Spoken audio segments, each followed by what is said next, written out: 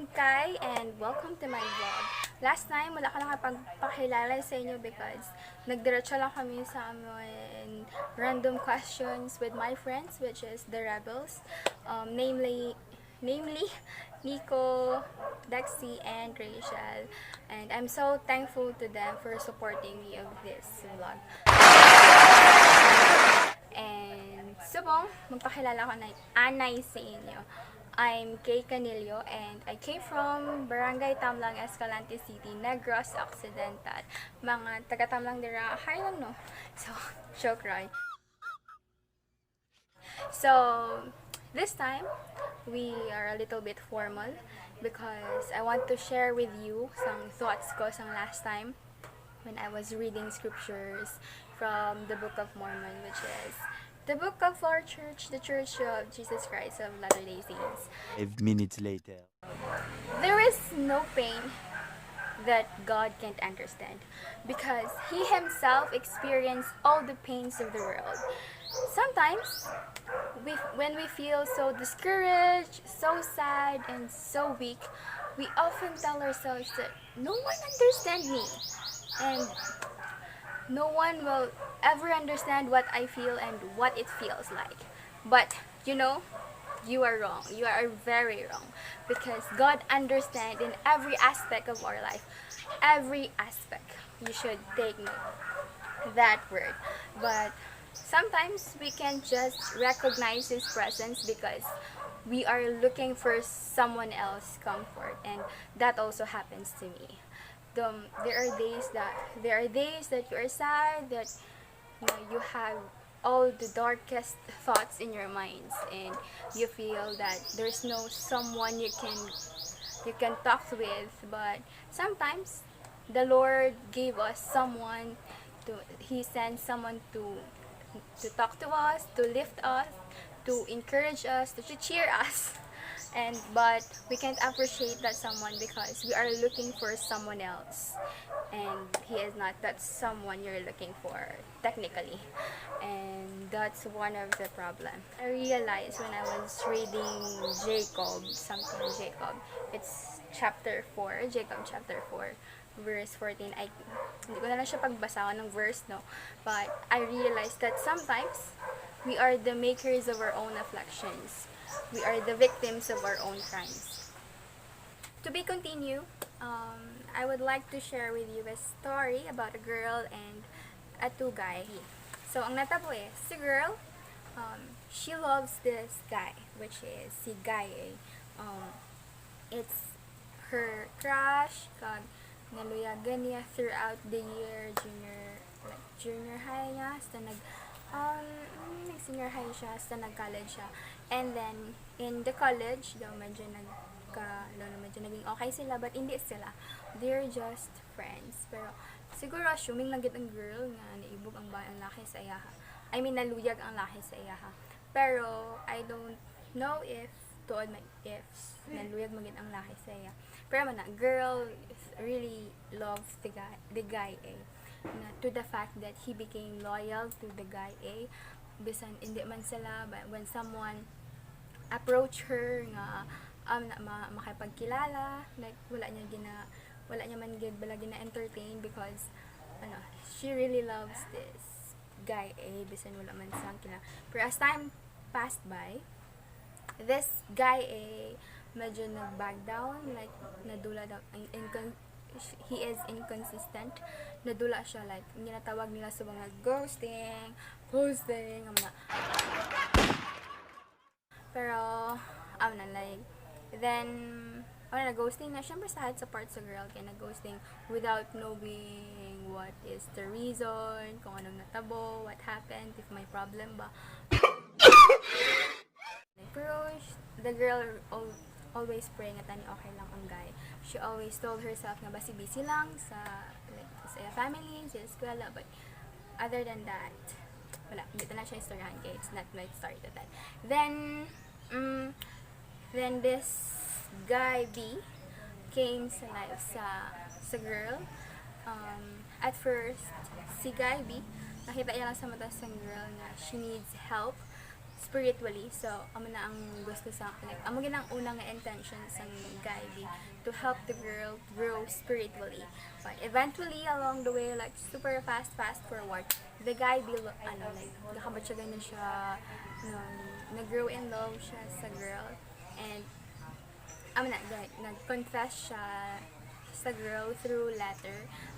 The means of their communication is letter. So, old classic, no way. Then, na siya, fast forward, si girl, nagabot na sa time na-confuse na siya between sa guy A kay sa guy B. Pero, what happens is, pag bilibaga ghosting ni si guy A, tapos si guy B, consistent ever since. Tapos, like, si guy B, si guy A, rather, kung magpabatch sa girl, like, si guy B nagabaliwala wala man I don't know kung ginapaasa sa girl, pero daw gusto niya buyan si guy B, pero because of this guy, pero she prayed because she was too confused. Nagpray siya sa Ginoo, and nagpray siya, nagfasting siya, ginpadala niya sa temple ang pangalan nilang duwa, because she was that so desperate para mahita ang answer, because she really want to know the answer, she really want to know what's best for her. So when the answer came, the girl na-recognize niya ang answer, but she ignored it because yung gusto niya si guy A yun, pero like ang answer is si guy B. So though hindi niya mabaton na naaamo na ang answer. So kung anong gina-impose ko, ginapaglaban ko gisini nga story. So, connected siya sa kung ginahamay kang nga sometimes God gave you the answer, God gave you the comfort you need, but you refused it because you are looking for someone else comfort. Ang mga natapos si girl, like God gave her the answer, but she refused to recognize, to accept it, because she want the guy A over the guy B, but the Lord wants the guy B over the guy A, because the Lord knows what's best for her. So I want to share with you one of my thoughts. I read it in Jacob, like it says that it was found that Jacob 4:10 says here, wherefore, brethren, seek not to counsel the Lord, but to take counsel from His hand. Which means, like, in my realization, as we speak His counsel, we should always be ready to accept and follow His will, and to accept the answer that He gave you. Sometimes it's really easy to ask the Heavenly Father and to Jesus Christ, but it's not always easy to follow, because sometimes your will hindi siya accords the will ng Lord, and that's one of the problem na dapat i-exercise sa ating self. We should always align our ship in His manner. So I want to share with you here's my notebook. Yatag siya ni Marian, thank you for the notebook. I really love this notebook. So I wrote this in my notebook na here. But it's easy to ask, but it's not always easy to follow. But if you really love God and love yourself, and if you really care for your own exaltation, you better follow and accept His will willingly. Like, willingly, hindi siya napilitan ka kay tungod hambal sa Ginoo, hambal nila na you should do this, you should do that, but you should always follow His will willingly. Like, halin din si mohang tagipukart. So I know that God loves you and He knows what's best for you. I would like to end this vlog with this quote that I made. Like, look not in your own desire.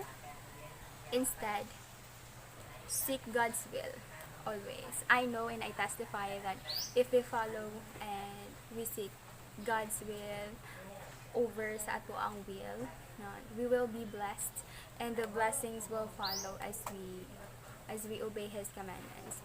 I know that He really loves us, and gusto niya lang din yung best para sa aton. And that girl, because confused sa about of his gindo mo gi-ignore niya unang answer, but as he accept the answer that the Lord gave to her willingly sa iyahang self, nang dugay man niya na-accept, pero at least na-accept niya, wala, it's not too late to accept. And she is now happy with the guy B, and she knows that she's so blessed, and the Lord is also happy with sa iyahang decision. And I know to you, sa ang mga viewers, always seek God, God's will, right? Kag if you feel biya nga walay gapalangga ninyo, always remember that God loves you and I love you. You can PM me, PM kung may mga problema mo. And thank you so much for watching this vlog, and I hope may natunan mo sa ako ang gi-share.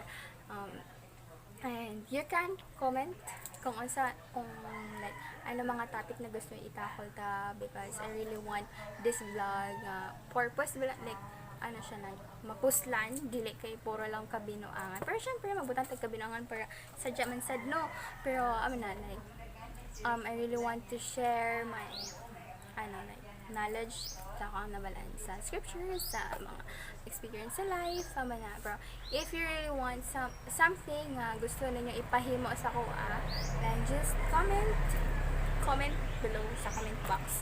And thank you so much for watching me and this vlog, and don't forget to subscribe and pindot ang bell or hit the like also. Thank you so much. I love you. Bye! See you next vlog.